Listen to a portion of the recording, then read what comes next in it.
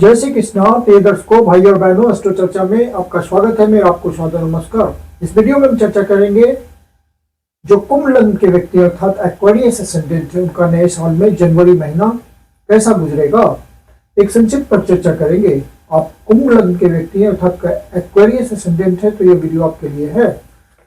ये प्रथम भाव है, इसमें 11 नंबर लिखा हुआ है अर्थात ये कुंभ लग्न की कुंडली को इंडिकेट करता है। स्लो प्लैनेट होते हैं उनसे हम वार्षिक फल समझते हैं और जो फास्ट मूविंग प्लैनेट्स होते हैं उनसे मासिक फल समझते हैं। तो राहु देवता, शनि देवता, बृहस्पति देवता, केतु देवता पहले से यथावत हैं, उसी पोजीशन में है। अब जो तेज चलने वाले ग्रह हैं, मंगल देवता, सूर्य देवता, बुध देवता, शुक्र देवता, वो गोचर कर रहे हैं आपकी इच्छा पूर्ति के भाव पे जनवरी के प्रारंभ में, लाभ के भाव पे।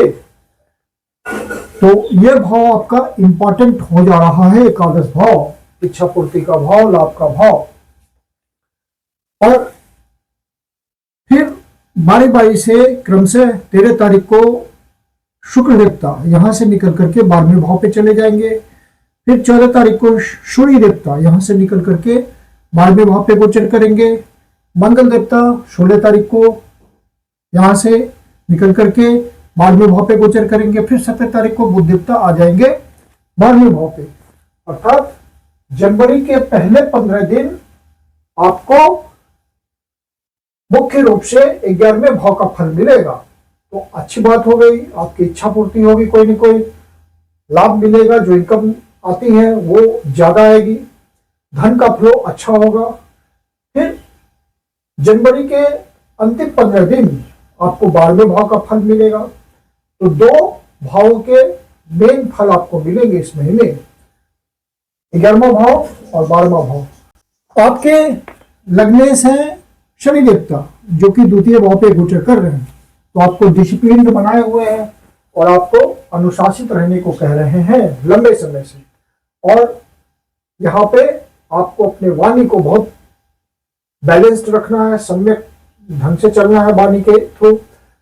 परिवारजनों के साथ रिलेशनशिप को बिल्कुल बैलेंस रखना है। यदि आप माता पिता के साथ या कुटुंबजनों के साथ कोई व्यापार करते हैं, काम धंधा करते हैं, तो वहां पर बिल्कुल ट्रांसपेरेंट रहना पड़ेगा। असत्यवादी वचन से बचना होगा, किसी तरह के बैड हैबिट से बचना होगा और तामसिक भोजन से आप बचने की कोशिश करें। तो यहाँ पे शनि देवता का आपको फल मिलेगा। और चूंकि दूसरा भाव आपके एसेट्स का होता है, मतलब धन संपत्ति का होता है, लिक्विड मनी का होता है, तो यहाँ पे आपको बहुत सोच समझ के ध्यान पूर्वक अनुशासित वे में धन को खर्च करना होगा। मतलब जो जायज है उन बातों पे खर्च करना होगा, फिजूल खर्ची से बचना होगा, क्योंकि धन संचय करने के लिए आपको बहुत सावधान रहना पड़ेगा यहाँ। और शनि देवता लंबे समय के लिए यहां गोचर करेंगे। 2026 पूरा शनि देवता यही है आपके दूसरे भाव पे। फिर राहु देवता भी आपके लग्न पे ही गोचर कर रहे हैं। तो लग्न पे गोचर करते हैं जब राहु देवता, तो आपको बहुत एम्बिशियस बना देते हैं, रियलिस्टिक वर्ल्ड से दूर ले जाते हैं और बहुत ऑब्सेस्ड हो जाते हैं आप अपने प्रति, अपनी पर्सनालिटी के प्रति, और आप बहुत ऊंचा सोचने लगते हैं। ऊंचा सोचने में कोई हर्ज नहीं है, लेकिन रियलिस्टिक रहने में भलाई है।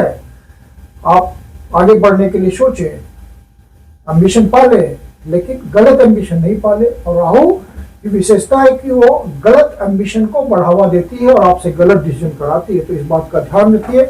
राहु देवता आपके लग्न पे लगभग पूरे साल गोचर कर रहे हैं। अभी 5 दिसंबर को यहाँ से चेंज करेंगे नए साल में।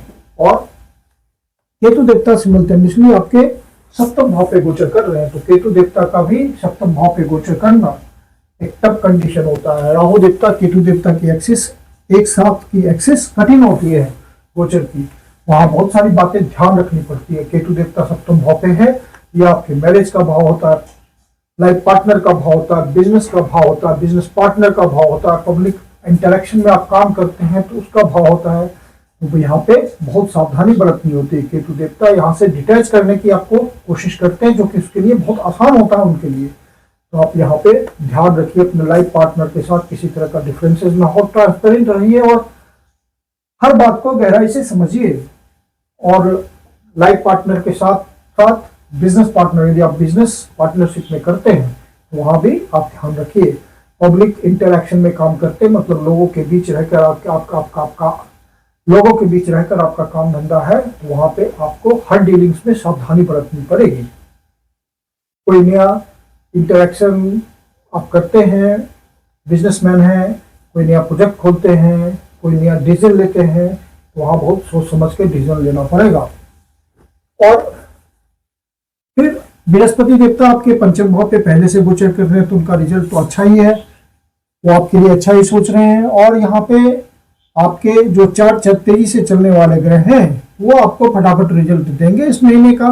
मंगल देवता आपके होते हैं तृतीय भाव के स्वामी और कर्म भाव के स्वामी, और इसका मतलब है कि आपके प्रयासों से आपको लाभ की प्राप्ति होगी, आपके कर्म से, कर्म की निष्ठा जो होगी उससे आपको लाभ की प्राप्ति होगी। जो भी आप काम धंधा कर रहे हैं उससे अच्छे आय की प्राप्ति होगी, सुचारू रूप से अच्छी मात्रा में धन आपको प्राप्त होगा और कोई न कोई इच्छा पूर्ति होगी। फिर उसी तरह से सूर्य देवता आपके 11वें भाव पे गोचर कर रहे हैं। पहले 15 दिन मतलब 14 तारीख तक वो यहाँ पे आएंगे। तो सूर्य देवता आपके होते हैं बिजनेस भाव के स्वामी, तो बिजनेस से आपको लाभ की प्राप्ति होगी। बिजनेस में कुछ ऐसे डिसीजंस आप लेंगे जो समझदारी से या पहले से आप प्रयास किया हुआ होगा, तो आपको अच्छे इनकम की प्राप्ति होगी। सब्सटेंशियल मात्रा में धन आएगा आपके पास, जिससे आप धन संचय कर पाएंगे। सरकारी अधिकारियों से आपको सहयोग मिलेगा, वो आपको सोशल स्टेटस बढ़ाने में आपका मदद करेंगे। और फिर बुध देवता आपके पंचम भाव के स्वामी होते हैं और आपके अष्टम भाव के स्वामी होते हैं और 11वें भाव पे गोचर कर रहे हैं। तो इस भाव से और इस भाव से आपका यदि प्रोफेशन जुड़ा हुआ है पंचम भाव से और अष्टम भाव से, तो आपको वहां से निश्चित रूप से लाभ की प्राप्ति होगी, अच्छे आय की प्राप्ति होगी और इच्छा पूर्ति भी होगी। तो ये कला का भाव होता है। और बृहस्पति देवता वहां गोचर कर रहे हैं, तो वो एक्सपेंशन दे रहे हैं उस भाव को, तो संतान प्राप्ति के लिए अच्छा हो जाएगा। संतान से आपको कोई अच्छा न्यूज मिल सकता है, संतान की उन्नति होगी। और यदि आप स्पेकुलेशन के क्षेत्र में है तो वहां भी आपको कोई विशेष इन्वेस्टमेंट के थ्रू सफलता मिल सकती है। यदि आप बेट लगाते हैं तो वहां भी आपको सफलता मिलती है। यदि आप किसी कला के क्षेत्र से जुड़े हुए हैं, जैसे singing, dancing, music, artisanship, fashion, modelling इत्यादि, TV industry, film industry, sports industry, sportsman है, इन सब बातों में आपको नए अवसरों की प्राप्ति होगी। और वो जो नए अवसर होंगे या पहले से आपका चला आ रहा होगा कोई प्रोजेक्ट, वहां से आपको अच्छे धन की प्राप्ति होगी, क्योंकि ये पूर्व पुण्याज का भी भाव होता है। और यहाँ बृहस्पति देवता आपको ब्लेसिंग दे रहे हैं, उस भाव का एक्सपेंशन दे रहे हैं, तो आपको यहाँ से अच्छे रिजल्ट की उम्मीद होनी चाहिए। और फिर अष्टम भाव से जुड़ा हुआ जो प्रोफेशन है, जैसे हेवी इंडस्ट्री चलाते हैं आप, कोई प्रोडक्शन करते हैं, फैक्ट्री चलाते हैं, या कोई ऐसा काम धंधा है जिसमें समय और अवसर के अनुसार आप बिजनेस करते हैं और अपने बिजनेस की वस्तुओं को समय और अवसर के अनुसार दाम बढ़ाकर बेचते हैं, तो वहां पे आपको अच्छे प्रॉफिट की प्राप्ति होगी। रिसर्च एंड डेवलपमेंट में अचानक से कोई आपकी इच्छा पूर्ति हो सकती है। सीक्रेट एजेंसी में है, सीक्रेट डिपार्टमेंट में काम करते हैं, जैसे CBI, IB इत्यादि, तो वहां पे आपको कोई अचानक से सफलता मिल सकती है बड़ी। और लेगेसी का मामला आपका पहले से अटका हुआ है, तो वो अचानक से सॉल्व हो जा सकता है। कोई ग्रेचुइटी पेंशन फंसा हुआ है, वो आपका मिल जा सकता है यदि आप दूसरे के धन का मैनेजमेंट करते हैं। इंश्योरेंस सेक्टर में है, दूसरे का इंश्योरेंस करते हैं, या बैंक के थ्रू दूसरों को लोन प्रोवाइड करवाते हैं, या किसी ऐसी सरकारी संस्था में जहां से आपको कमीशन प्राप्त होता है, जैसे इनकम टैक्स, कस्टम इत्यादि, तो वहां पे आपको अच्छे कट की प्राप्ति होगी। यदि आप जमीन से निकलने वाली चीजों, मेटल्स एंड मिनरल्स से संबंधित काम धंधा आपका नौकरी है, वहां भी आपको अच्छे अवसरों की प्राप्ति हो सकती है। और यदि आप बेरोजगार हैं, स्टूडेंट है, और अचानक से आपको नई नौकरी मिल जा सकती है यदि आपके ओरिजिनल नेटल चार्ट में कोई विशेष नौकरी का योग दिख रहा होगा पॉजिटिव तो। और फिर शुक्र देवता आपके शुभ भाव के स्वामी होते हैं और भाग्य भाव के स्वामी होते हैं और आपके लिए विशेष योग कारक है, क्योंकि लक्ष्मी स्थान और विष्णु स्थान दोनों के स्वामी है वो, और लाभ भाव पे गोचर कर रहे हैं, तो ये तो बहुत अच्छा फल देगी आपको। और साथ में आपकी सुख सुविधा में वृद्धि करेंगे। कोई पहले से आप प्रॉपर्टी खरीदना चाह रहे हो, प्रयास कर रहे हो, तो भाग्य का भी साथ मिलेगा, आप खरीदने में सफल हो पाएंगे। या कोई वाहन खरीदना चाह रहे हो, पहले से प्रयास कर रहे हो, वहां आपको सफलता मिल जाएगी। बड़े भाई से कुछ सहयोग मिल सकता है, क्लोज फ्रेंड से कुछ सहयोग मिल सकता है, समाज के प्रभावी लोगों से कुछ सहयोग मिल सकता है और आपकी उन्नति हो सकती है। या किसी लार्ज नेटवर्किंग संस्थान से जुड़ के आप फायदा उठा सकते हैं, एनजीओ से आपको अचानक से फायदा हो सकता है यदि जुड़े हुए हैं आप तो ये आपके लिए बहुत बढ़िया गोचर है। फिर ये सारे ग्रह, ये सारे प्लैनेट जो 12वें भाव पे गोचर करेंगे, तो जो 12वें भाव से संबंधित आपका काम धंधा है, जैसे एक्सपोर्ट इंपोर्ट के धंधे में, या आप अपनी प्लानिंग के लिए बाहर जाते हैं, या आपका कोई ब्रांच वगैरह बाहर चलता है, बाहर का मतलब हुआ विदेश या देश के भीतर ही सुदूर प्रदेशों में, नेटवर्किंग के थ्रू भी हो सकता है, तो वहां आपको विशेष रूप से फायदा मिलेगा। आपका खर्चा भी हो सकता है, खर्चा होने की ज्यादा संभावना है, क्योंकि ये सारे ग्रह आपके 12वें भाव पे गोचर करेंगे, कर्म की राशि में गोचर करेंगे, मकर राशि में, तो आपका कर्म की रिस्पॉन्सिबिलिटी ज्यादा होगी, तो आपका खर्च भी बढ़ सकता है, इन्वेस्टमेंट भी हो सकता है। जैसे शुक्र देवता यहाँ गोचर करेंगे, तो आपका सुख के साधनों को जुटाने पे कुछ खर्च हो सकता है, लंबी यात्रा पे कुछ खर्च हो सकता है, यहाँ के भाव के स्वामी हैं, धार्मिक यात्रा पे कुछ खर्च हो सकता है, पिता पे कुछ खर्च कर सकते हैं, गुरुजनों पे कुछ खर्च कर सकते हैं, हायर एजुकेशन के लिए कुछ खर्च कर सकते हैं इत्यादि। तो खर्चे का भाव ज्यादा मजबूत हो जा रहा है चारों ग्रहों के गोचर करने से।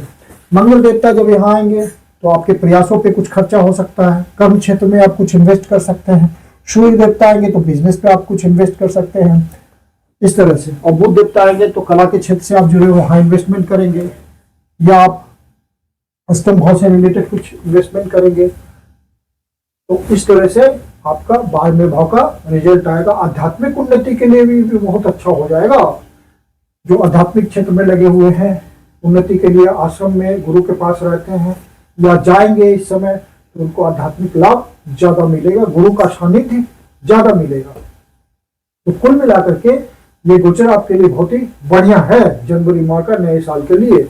और जब चंद्र देवता 6ठे भाव, 8वें भाव, 12वें भाव पर गोचर करते, तो आपको ध्यान देना होता है, केयर लेना होता है। 6ठे भाव पे गोचर कर रहे हैं 4 और 5 तारीख को, 8वें भाव पे गोचर कर रहे हैं 8 और 9 और 10 तारीख को, फिर 12वें भाव पे गोचर कर रहे हैं 18, 19 और 20 तारीख को। तो इन दिनों का ध्यान रखिए। 12वें भाव पे जब मकर में गोचर कर रहे हैं तो आपका खर्चा बढ़ा हुआ हो सकता है, ज्यादा खर्च होगा, बजट असंतुलित होगा, ध्यान रखिएगा। और 6ठे भाव पे गोचर करते हैं 4 और 5 तारीख को, तो वहां आपको स्वास्थ्य का ध्यान रखना पड़ेगा यदि सीनियर सिटीजन है तो। और 8वें भाव पे गोचर करते हैं 8, 9 और 10 तारीख को, तो वहां पे आपका कोई निगेटिव न्यूज आपको मिल सकता है, मन खराब हो सकता है। तो ऐसा महसूस हो तो शिव जी के मंदिर में जाकर के वो शिवलिंग का जल से दूध से अभिषेक करें, ओम नमः शिवाय का जाप करें, शिव जी आपकी पीड़ा हल लेंगे। जब विष्णु सहस्रनाम का पाठ करें तो नया साल आपके लिए मंगलमय हो, ऐसी मेरी शुभकामना है आप सबों के लिए। मैं कुंदन शर्मा आप लोग का हार्दिक स्वागत करता हूँ। यदि आपके जीवन की कोई समस्या है, एस्ट्रोलॉजी के माध्यम से कंसल्टेशन लेना चाहते हैं, नए साल का वर्ष फल बनवाना चाहते हैं, तो आप इसके लिए बुकिंग कर सकते हैं। बुकिंग के लिए व्हाट्सएप नंबर है 9212224958, आप इस पर बुकिंग कर सकते हैं और मेरी अपनी कंसल्टेशन शुल्क होती है। धन्यवाद।